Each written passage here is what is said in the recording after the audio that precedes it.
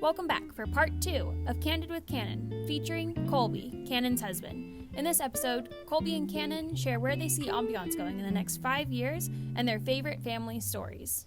So back to the question, where do you see our business going in the next 5 years? Next 5 years? Geez, I think probably more online. We'll be doing more of that, but I think we'll have to wait and kind of see what's going on downtown. A lot of businesses are closing right now. Yeah. I'm not exactly sure. Yeah, I don't foresee that changing. Yeah. It's probably going to continue to happen. I did hear some encouraging news about how much people are saving during this time, which, made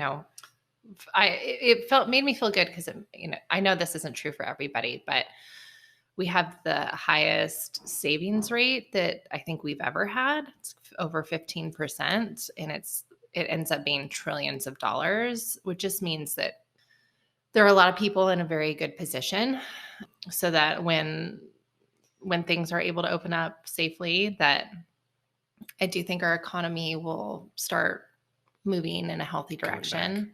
Yeah. Right. Yeah, I'm crossing my fingers that this year is the year that things start turning around, and it seems promising. I know the beginning of the year obviously has been very challenging, but I don't know. I'm optimistic. I like that. What is the hardest part about working with your wife?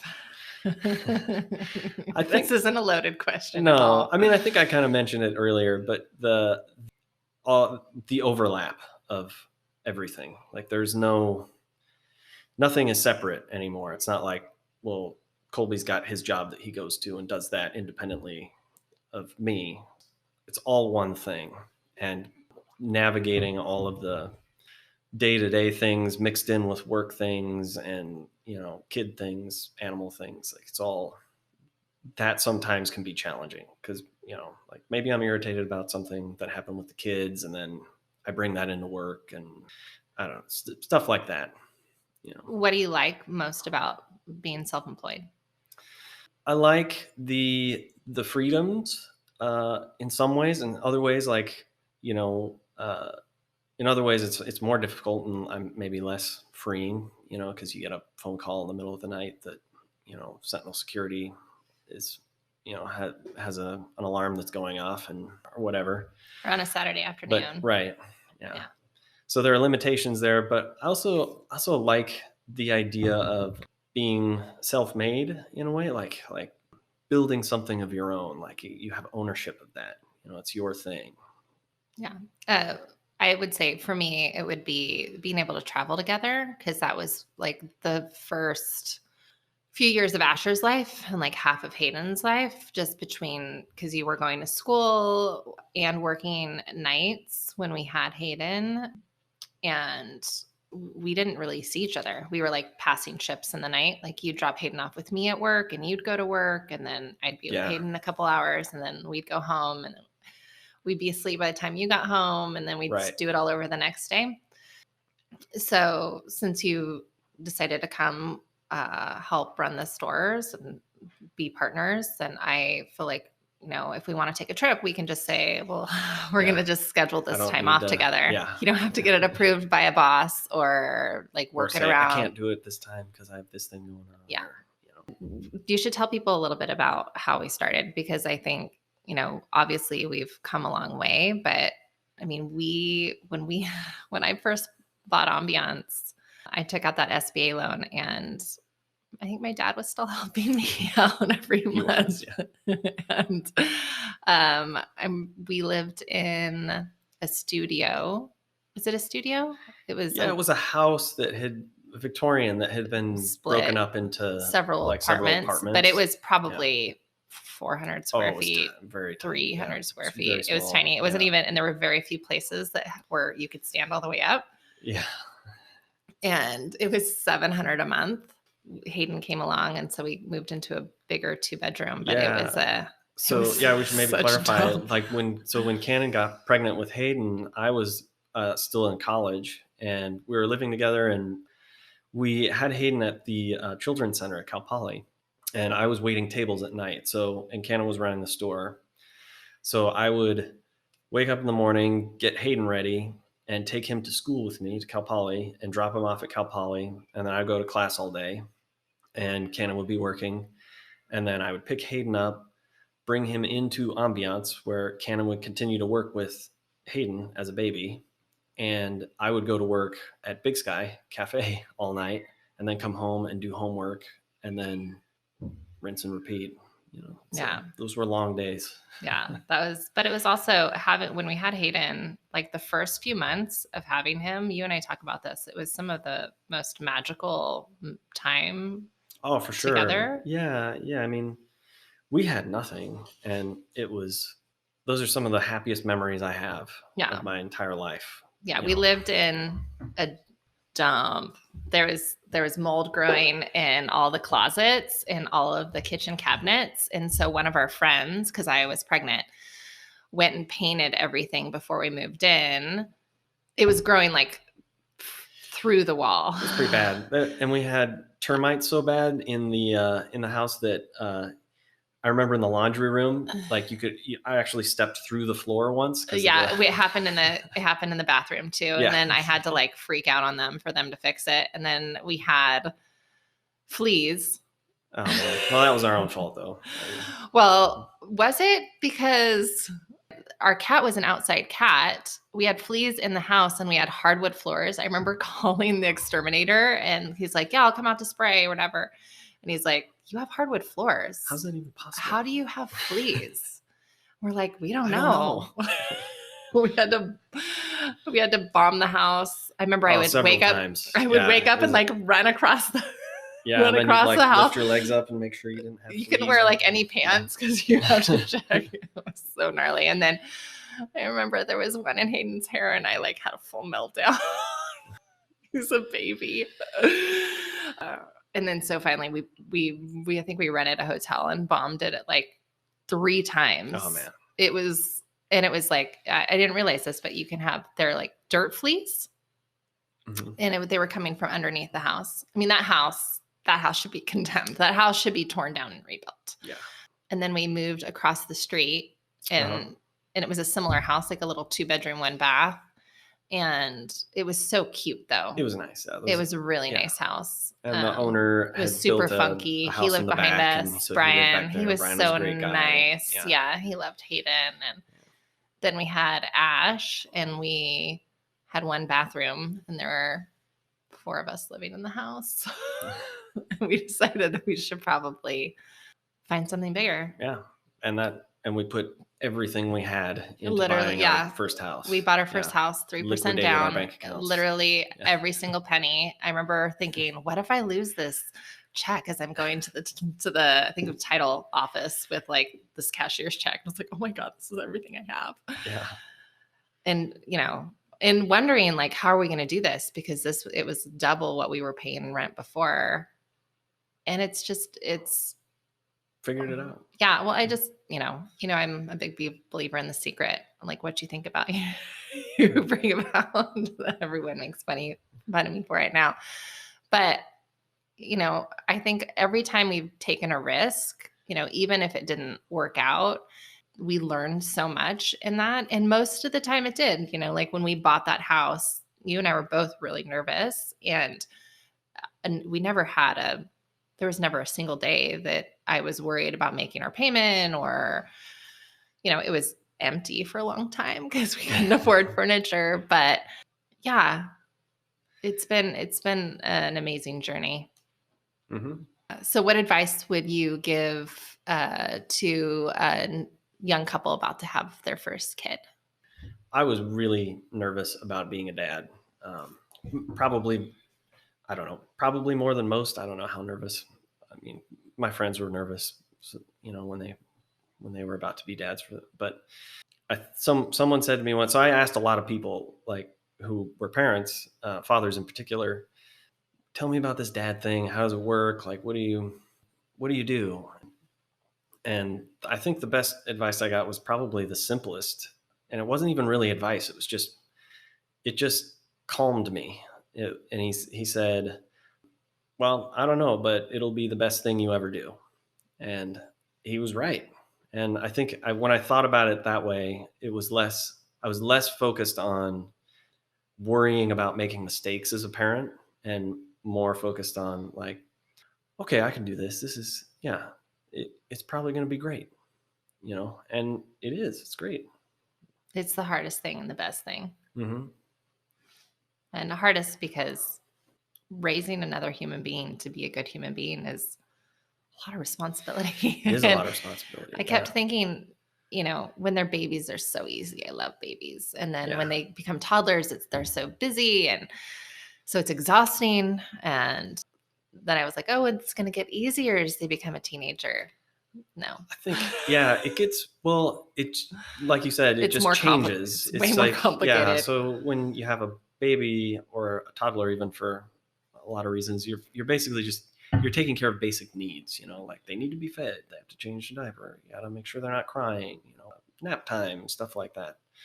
But as they get older, you're teaching them life lessons. Sometimes those things get pretty heavy, and I don't want to make mistakes when it comes to that kind of thing. I want my, kids to be good people. Yeah. Yeah. You want them to be successful, but more than anything, I want them to be good. And I want them to be happy. Right. What's one of your best memories with the boys? Together or Independent, whatever. Yeah. Some of my best memories with Hayden were those first months at that house that was falling over. We had this. With us in it. We had a front yard. I mean, the words front yard are sort of a stretch because it was basically a patch of weeds and, so true. and some rocks. It was and magical dirt. though. But I remember just sitting with him as baby on a blanket out there and just hanging out with him and just thinking how wonderful it was to be to have this little guy with me. And he was so happy. Yeah. Asher, I'm trying to think of favorite Asher experience. There's so many. He's like the funny kid, he's really he's a riot. I remember one time Hayden had to all the bathroom, we had limited bathrooms always until we bought our first house. But I remember one time Ash, the bathrooms were taken. I think you were using a bathroom, and I think we only had one bathroom, so that was it. And Hayden had to go to the bathroom really bad, and so I was like, okay, well, you can go outside. So I opened the door, and we had this little patio deck area, and I thought he was just going to go pee in the bushes, and he just started peeing right on the deck. And I was like, oh, Hayden, no. And as I'm saying this, our toddler, Asher, who was probably 1.5, maybe 2 at the time, ran out and saw Hayden peeing and decided he was going to go play in the pee. So he started doing a dance in the pee as Hayden was like, oh. Oh. But it's a good memory. It's stressful. It was one of those hilarious dad memory. Yeah. Well, how do you think we got to this point? Because we were really young, obviously, when we met and had a kid and got married, and I had already bought the store from the previous owner. How do you think we were able to stay the path?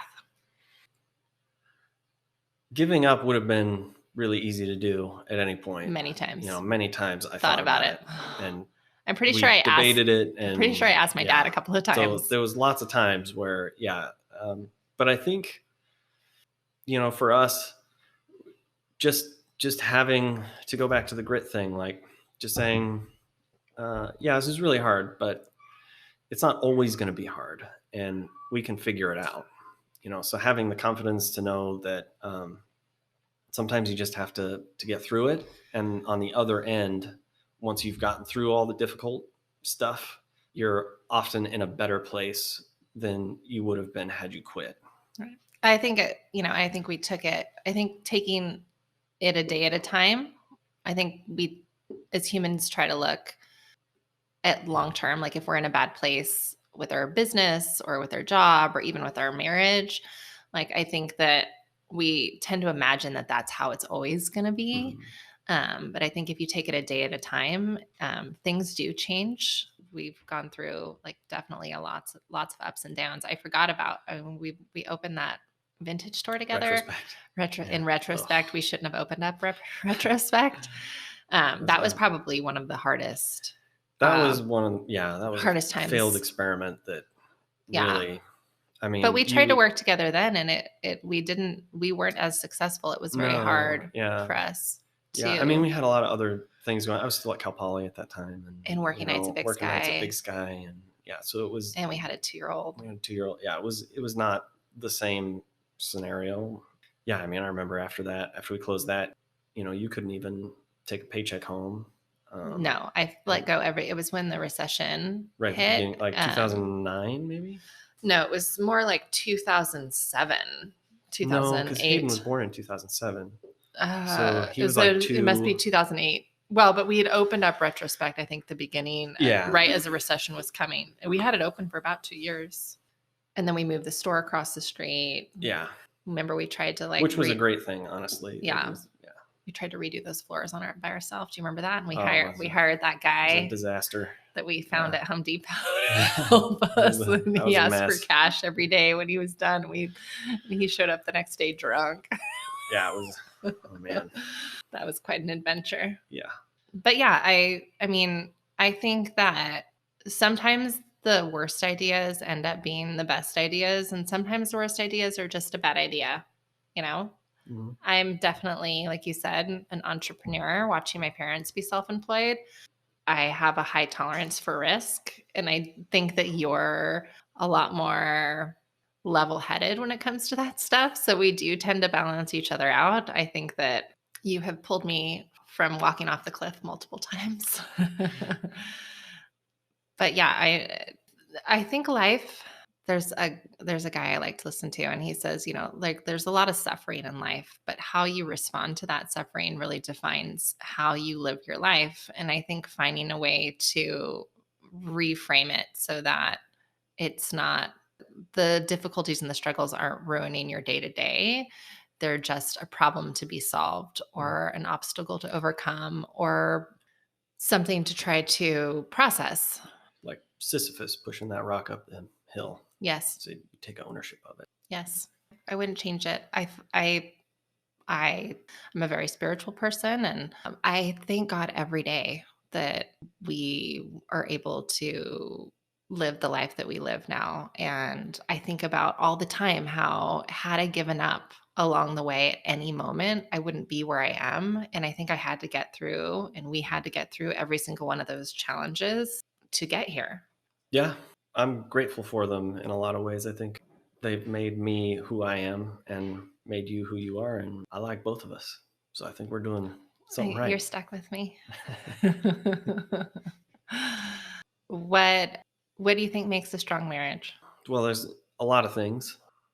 Obviously, love, being able to communicate with each other in an honest way, challenging each other, I think I'm a better person being with you than I would be on my own. I like to remind you of that.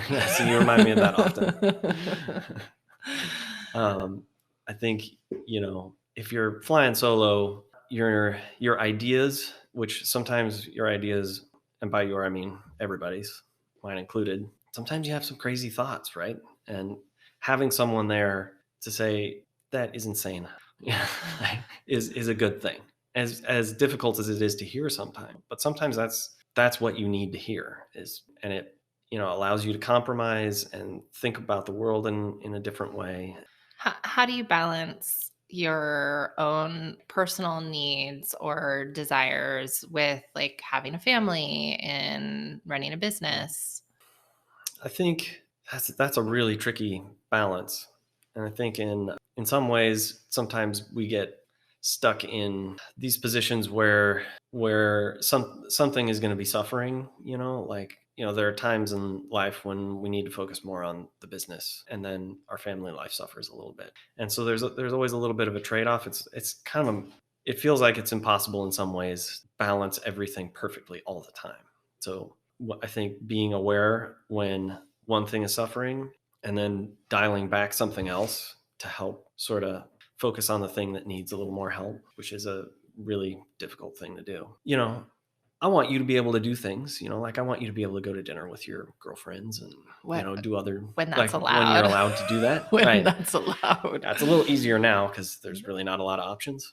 Yeah. I think just constantly being aware of and trying to keep the scales as level as possible. And I think time management, I think that's something you're really good with. I mean, when you were in your professional career, you were like a project manager for a big project manager tech firm, and you worked right underneath relations. the owner. So you kind of managed a lot of departments. And I think that you use a lot of those same skills in your everyday life in terms of managing your time and what needs to get done and what's a priority and what's not a priority. Thank you for doing this. Yeah. I love you. Love you too. I love you more. Thanks for listening. We'll catch you next time.